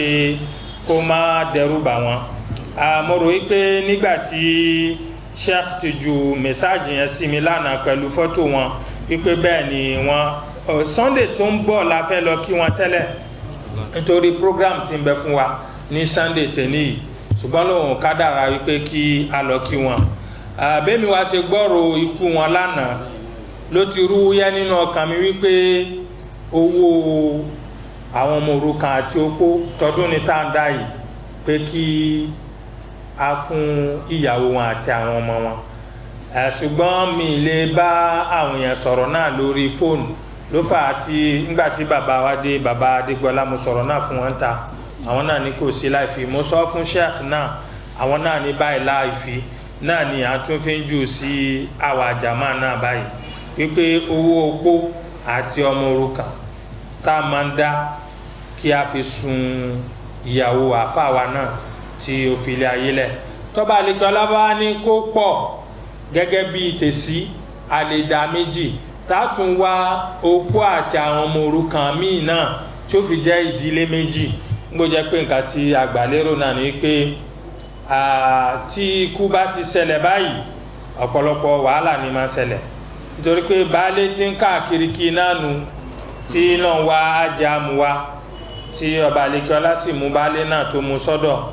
àwọn ọmọ wa ní pírọ́blẹ́mù ájẹ amúnisìn wọ́n ní pírọ́blẹ́mù léèwé ìyàwó náà bẹ́ẹ̀ náà ṣùgbọ́n ńgbà tí a bá ní nǹkan kan kò sí iye tare fún yàn tó pọ̀ ṣùgbọ́n tọ́ba àlekẹ́ ọlá bá fi àlùbáríkà sí wọn bá owó díẹ̀ tíntín ó ṣeéṣe ká fún irú obìnrin bẹ́hùn tó bá jáde opó tí ó sì máa fi ṣe dàbára kan tọ́ba àlekẹ́ ọlá ó sì fi àlùbáríkà sí tẹ́ pé káwọn ẹlòmíì tẹ̀ tó rántí wọn àwọn náà ní nǹkan tí wọ́n máa fi lọ àtàròdò àti tìmáàtì sí ìrẹsì tí wọ́n sì máa fi jẹ nǹkan rò pé ohun tí àgbàlérò ní ilé ìkọba àlekẹ́ ọlá kó má ju gbogbo wa ní ládàá iṣẹ́ kékeré àti èyí táwọn oko tóbi tí a ṣe tí a bá ní ìbéèrè tí ó ṣe wá láǹfààní.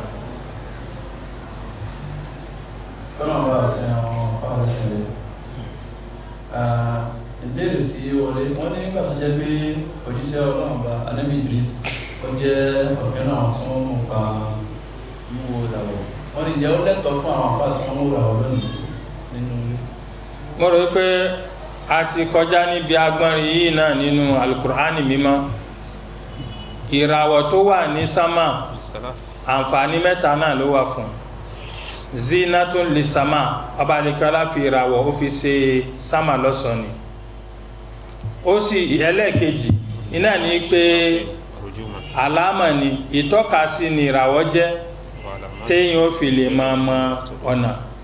eléyìí àwọn tí wọ́n máa ń gun ọkọ̀ ojú omi àtàwọn tí wọ́n wà ní Sahara iná ni wọ́n mọ rírì rẹ̀ àwọn tó jẹ́ pé ìlú ibi tí wọ́n wà kò sí ọ̀nà bí irú tiwa yìí yèèpẹ̀ yanturu ni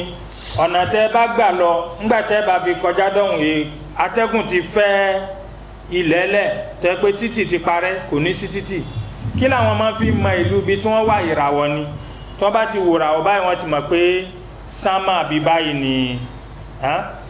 zinatul sama rujuma li shayatin ẹlẹ́ẹ̀kẹta náà ni pé ọba àlekọ́lá fi àwọn ìràwọ̀ sí inú sámà láti máa fi lé àwọn àṣetánì lóko àwọn àṣetánì síwájú ká tó gbé òjíṣẹ́ sallallahu alaihi wasallam dìde wọ́n máa ń gun orí ara wọn títí tí wọ́n fi lọ sí sámà alẹ́ ayé bí wọ́n máa lọ kẹ́tí gbọ́ fàájì táwọn màláìkà ń ṣe ṣùgbọ́n gbà tí ọba àlekọ́lá gbé òjíṣẹ́ ńlá Muhammad sallallahu alaihi wasallam dìde mú ní aṣayatinu ministera kisam akọ̀ fún àwọn àṣetánì láti máa lọ jí ọ̀rọ̀ gbọ́ èyí ni ọba àlekọ́lá ń tọ́ka sí nínú suratul jinn nígbàtí àwọn àlìjànú gan sọ wípé wa anna lamasna samaa fawajadnaha muliat harasan sadidan wa shuhuba wípé a sì wá dé sámà nísìnyí a wá rí wípé sámà kún fún ọ̀pọ̀lọpọ̀ àwọn nǹkan àṣọ tó yẹ pé ó le koko tó sì jẹ́ ògúnná wa anna kunna naqudu minha maqa'ida lis-sam' a sì ti jáwọn èèyàn kẹtẹ́lẹ̀ tó yẹ pé a níbi tá a máa ń jókòó sí ní sámà faman yastami' al-ana yajid lahu shihaban rasada ẹni tó bá lóhun ó dán wò nísìn kó wọn lọ jókòó sí etí sámà alẹ́ ayé òun fẹ́ máa tẹ́tí gbọ́n nǹkan táwọn màláíkà sọ yóò bá ògúnná ìràwọ̀ tó lúgọ̀dé iná ni wọn tẹ́ máa ń rí ńgbà míì tẹ́ bá wo sámà tí ìràwọ̀ kan kàn já tó báyìí òjíṣẹ́ sallallahu alaihi wasallam ní tẹ́ bá rí yíjú padà lẹ́ẹ̀kan náà ẹ má máa wò nítorí pé ọlọ́run bá fi ń yọ àwọn àlìjànú kan gẹ́gẹ́ bí òrí ni ọlọ́run yìí sì fẹ́ kéèyàn máa wo ìjẹníyà tí ń bá ṣe fáwọn kan ìdí tó fà nìyẹn ńgbà tó fẹ́ fìyà jẹ àwọn ìjọ ànábì lútù ànábì Ibrahim àti ọmọ rẹ̀ Ismail wọ́n fẹ́ lọ ṣàbẹ̀wò ànábì lútù ńjọ́ náà ọba àlekọ́lá sọ fún màláíkà Jibril lónà ashghiluhum bishagil ó ní kó àìrójú bá àwọn méjèèjì ní gbòǹgbò bá gún ẹsẹ̀ ànábì Ismail báyìí wọ́n fẹ́ wọ ìlú Sadum tán ní gbòǹgbò bá gún ẹsẹ̀ ànábì Ismail aleyhimasalam ibi tí wọ́n ti dúró pé àwọn fẹ́ máa yọ gbòǹgbò náà wọ́n máa dá ẹ̀jẹ̀ ni wọ́n bá ń gbọ́ gìgìgìgì mu tọ́ba àlekọ́lá ti ń fìyà jẹ àwọn aráàlú Sadum tí wọ́n jẹ́ àwọn àjọ ànábì Lútù a sì rí i pé ànábì Lútù náà gan fúnra ara rẹ̀ ọba àlekọ́lá rán màláíkà Jibril àti Mikael náà sóhun náà ìpè kó kó àwọn ọmọ lẹ́yìn rẹ̀ kúrò láàrin ìlú tí wọ́n bá sì lọ wọn ò gbọ́dọ̀ bójú wẹ̀yìn ẹ ti rí torí kí wọ́n má rí ìjẹníyà tọ́ba àlekọ́lá fẹ́ fi jẹ wọn ló fà tó ìṣẹ́lá sallallahu alaihi wasallam náà fi ń sọ fáànà yìí pé kété tẹ bá ti rí tí ìràwọ̀ kan bá já tó bá yẹ yíjú kó mẹ́lẹ̀ kan náà nítorí pé ọlọ́run bá ń pa àwọn àlìjànú kan òun ni ìsìláàmù ò fi ààyè lẹ̀ fún wa nísìnyí ká pé à ń wo ìràwọ̀ kan wọn à sì rí ìràwọ̀ kankan wọn rí nǹkan kan gbogbo àwọn tí wọ́n pé wọ́n wò sábì wọ́n wò ràwọ̀ wọn à rí nǹkan kan tí wọ́n bá rí nǹkan ni kò ní rí fáwọn náà bó ṣe ń rí fún wọn àìmọye àwòràwọ̀ tó náà travel tó lásídẹ́ǹtì tó kán lápá àìmọye tí wọ́n máa ń wo yanrìn tó jẹ́ pé àìdá nǹkan sì ń bá wọn náà ó yẹ kí wọ́n mọ̀ báwo làwọn ṣe mọ tẹnìkan tí wọ́n ní mọ tara wọn ṣe báwọn Yorùbá náà ní tí ìkòkò bá lóògùn dàgbẹ́ òun náà ìgbẹ́ yẹ̀ òní máa dà á láàmú abẹ́ ìfura yìí káwọn kòkò náà máa yàgbẹ́ sẹ́yìn ẹsẹ̀ ni tó bá lóògùn tí máa dàgbẹ́ kò ní yàgbẹ́ sẹ́yìn táwọn bá rí náà ráwọn èèyàn ó yẹ kí wọ́n rí náà ríra wọn tí wọ́n bá sì jáde ilé tí wọ́n bá lọ bìkan tí wọ́n bá wọnú ilé wọ́n máa ń béèrè ní pé ta ló béèrè àwọn sónídìí ẹni tó mọ ohun tí ó ṣẹlẹ̀ sẹ́nìkan lọ́dún tí ń bọ̀ àbí lóṣù mẹ́fà tí ń bọ̀ tóun wá mẹni tí ó wà ń wálé nísìnyí tó kúrò lẹ́nu ìṣẹ́jú mélòó kan tó jáde kúrò lé tí ó mẹni tó wá wálé tí ó ṣẹ̀ṣẹ̀ tún máa béèrè wípé ta ló bá wá mi wálé nísìnyí. ìmọ̀ tí ọba alekiola ń tọ́ka sí tí wọ́n sọ fún wa wípé anabi Idris onímọ̀ náà ní irú mọ̀ yẹn nínú rẹ̀ náà ní bẹ́yẹn bá jáde nílé tí yẹn bá wà nínú ìgbẹ́ ìràwọ̀ kan àwọn ìràwọ̀ márùn kan bẹ tí wọ́n máa ń tẹ̀lé ra wọn káàkiri pole nord ni wọ́n ń pè wọ́n ìràwọ̀ márùn ni mẹ́ta máa ń ṣe déédéé ara wọn báyìí ẹyọ kan máa ń bẹ tó yẹ pé òun máa ń pọ́n rẹ̀sùrẹ̀sù ní ìmáa ń kìlọ̀ tán ní ìní ìmáa ń pọ́n tán ní ìbáyìí òun déédéé kíbla ní wò ọ̀kan bẹ ní ẹ̀yìn náà ó fọ́ọ̀mù bíi triangle báyìí ni ìràwọ̀ márùn ó fọ́ọ̀mù bíi triangle báyìí iná ni dọ́n bẹ́ẹ̀ bá nímọ̀ nípa èèyàn náà téèyàn bá jáde nílé téèyàn wà ní inú ìgbẹ́ níbi téèyàn mọ̀ bí tí kíbla wà téèyàn bá wá ìràwọ̀ yẹn rí èèyàn lè fi orienté ara rẹ̀ téèyàn fi mọ ibi tí kíbla wà àwọn àǹfààní tí ń bẹ fún àwọn ìràwọ̀ nìyẹn ṣùgbọ́n ká pé aníràwọ̀ kan tá a wò nípa ẹnìkan pàtó tá a fi mọ̀ yí pé bọ́yá ìjọ kan báyìí ní ó kú àbí ìrìn àjò kan tó fẹ́ rìn ó da àbí kò ní da irọ́ ni wọ́n ń pè bẹ́ẹ̀ irọ́ ní jẹ́ bẹ́ẹ̀ wọ́n sì fi ń tàn wá jẹ ni àwọn obìnrin ní sábà ni wọ́n máa jìn sí ọ̀fìn wọn ká máa tọ́jú léka àwọn obìnrin àwọn ọkùnrin smart à ń torí pé bùkátà bẹ tó yí àwọn ọkùnrin kó àwọn obìnrin náà wọ́n lè máa parọ́ fún nam tí béèrè mi bá tún wà. wọ́n ní rírí ọlọ́run bá pípa tí ẹ̀ ń sílẹ̀ tẹ kàtẹ́ sí fún wa ní àìpẹ́ yìí ẹ sọ pé kò sí ojú kan tó yọ ọlọ́run bá. láyé bíi. láyé bíi bẹ́ẹ̀ ni àwọn ọmọ òsì rí ọlọ́run bá dé gbogbo àwọn ànẹ́bí àwọn bọ́kùn wọn ò rí ọlọ́run bá dé. náà àwọn bá wà níta àwọn afá tí wọ́n máa ń sàlàyé pé téèyàn bá sin ọlọ́run bá dé bí kàmpéyìn sí àwọn sí báàlù kan ìyẹn padà máa rí ọlọ́run bá dé irú ẹ̀rí ò làwọn máa ń lólé lórí. kò sẹ́nìkan tó lè anabi Musa alayhi salatu wa salam ó sá lórí ju gbogbo àwọn afá tẹ̀ ń dákọ̀ wọn lọ ó béèrè yìí pé òun fẹ́ rí ọlọ́run anabi Musa sọ fún ọlọ́run báyìí pé arini anzuru ilayk wọ́lọ́run jẹ́ kí n rí ọ qala lan tarani ọlọ́run bá ní láìlẹ̀ kò pé látàrání torí nínú èdè Lárúbáwá tọ́ba àlékẹ́ ọlábàlò látàrání ó ṣeéṣe kó túmọ̀ sí pé ò lè rí mi nísìn ṣùgbọ́n tó bá padà yá ó wà padà rí mi ṣùgbọ́n lọ́run ò lo láàyẹn ó ní láǹtàrání nílé ayé bíi láíláí ò lè rí mi walakin unzur ila aljabal ṣùgbọ́n wo òkè tí ń bẹ wájú rẹ̀ wò fa in istaqarra makanahu fa sawfa tarani tókè náà bá lè dúró sáyé rẹ̀ bó ṣe wà ó ṣeéṣe kó rí mi ọlọ́run falamma tajalla rabbuhu liljabali ja'alahu dakkan wa kharra Musa sa'iqa nígbàtí ìmọ́lẹ̀ ọba àlékeọlá tó hàn sí òkè náà ó sì rún òkè náà jégéjégé anabi Musa náà sì wólẹ̀ lẹ́ni tó dákú falamma afaqa ọba àlékeọlá nígbàtí anabi Musa tají qala subhanak ó ní mímọ́ tó tó fún wọn lọ́wọ́ ọba tubtu ilayka wa ana minal muslimin ó ní wa ana awwalul muslimin èmi mo jẹ́ ọ̀kan nínú àkọ́kọ́ àwọn olùgbàgbọ́ òdodo tó jẹ́rìí sí pé ìwọ ọlọ́wọ́n ọba yìí sẹni táàrí wọn ò rí ọlọ́wọ́n ọba o irọ́ ni wọ́n ń pa fún yín wọ́n sì ń sọ ní fún yín kẹ́ lè rò wípé bọ́yá wọ́n bẹ ní ààyè ibì kan tó jẹ́ pé ẹ̀yin ò sí nítorí náà gbogbo bùkátà tẹ́ bá ní kẹ́ lè máa kó wá bá wọn iná nífà àyè gba irọ́ tó pọ̀ ṣùgbọ́n ohun tẹ́mi mọ̀ ní pé Yorùbá ní làákàyè mo máa sọ̀rọ̀ yẹn Yorùbá ní làákàyè ṣùgbọ́n báwo ló jẹ́ táwọn fi máa ń gba ìtànjẹ àwọn ẹlòmíín pè mí tí wọ́n sọ fún mi pé àwọn máa ń sa ókọ Yá Latif ẹnìkan wá sọ fáwọn wípé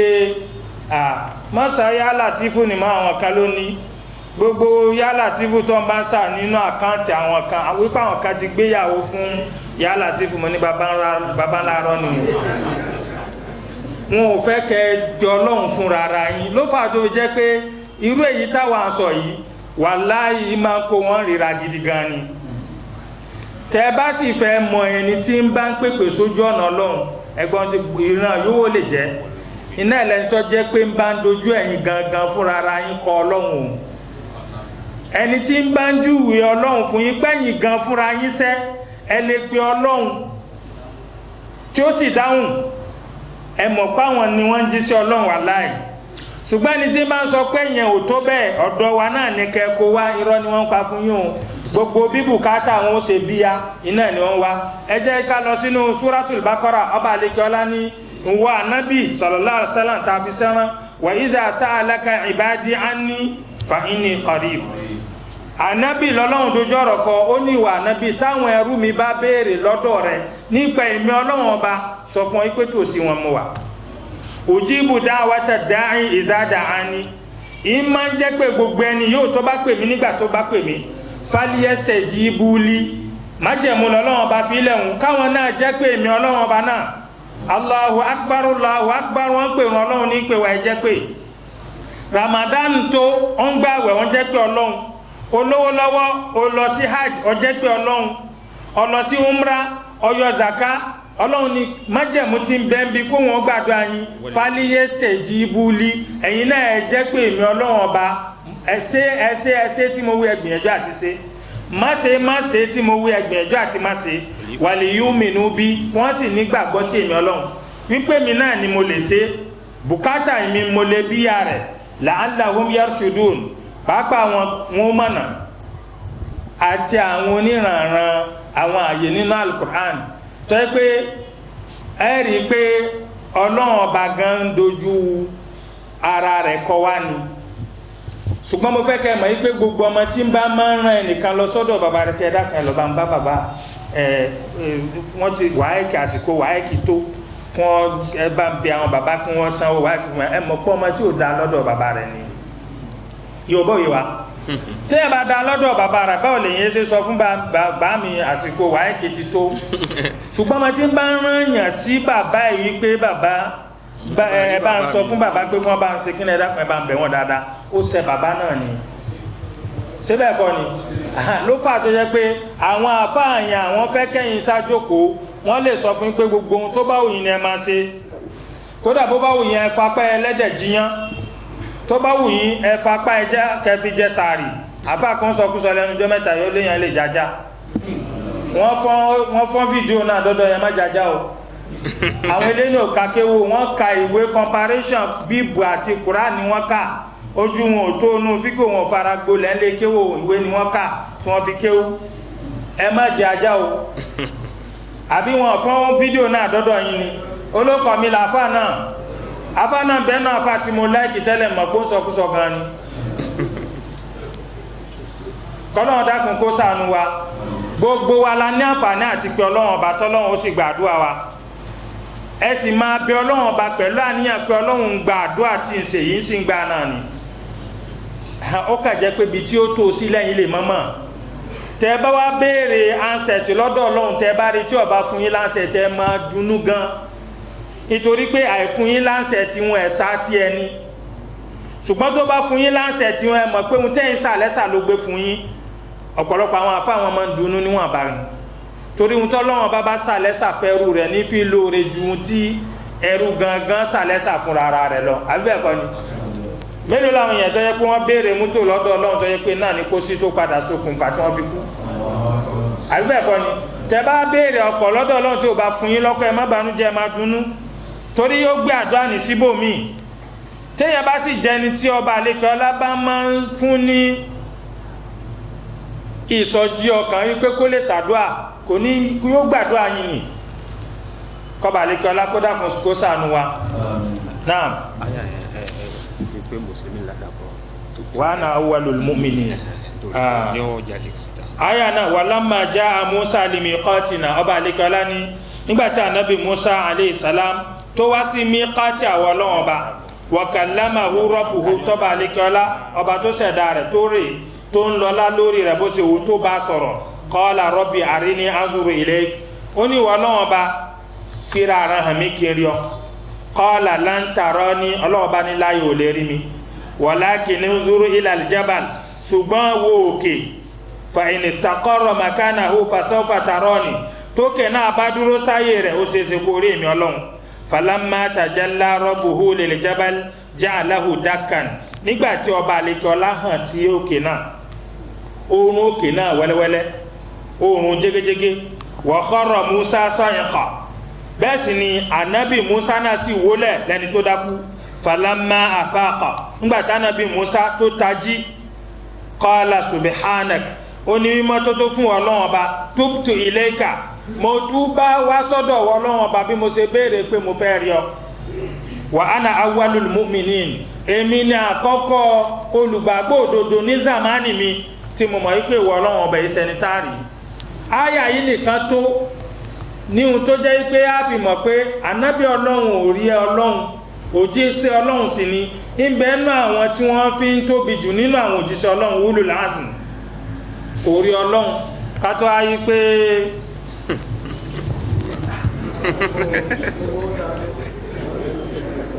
náà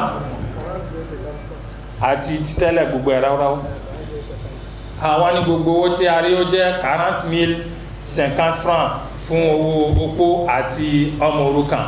ṣùgbọ́n a béèrè lọ́wọ́ jama ò tí fún wa lésì pé owó náà ṣe ká fi sun ìyàwó àfáàwà náà tó salẹ́ sí ta sọ pa lọ gbé sí torí gbogbo ọdún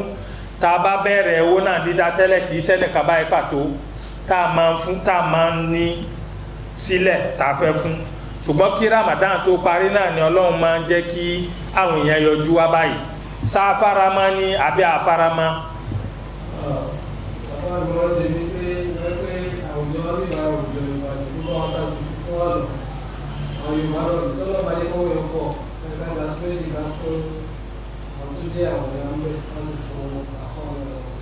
mo rò pé agbọ́n kan tí àwọn imam sọ tọ̀tà bá tún ní ráàyè mi torí àwọn Yorùbá ní àápé gbọ́n ní àápé gọ̀.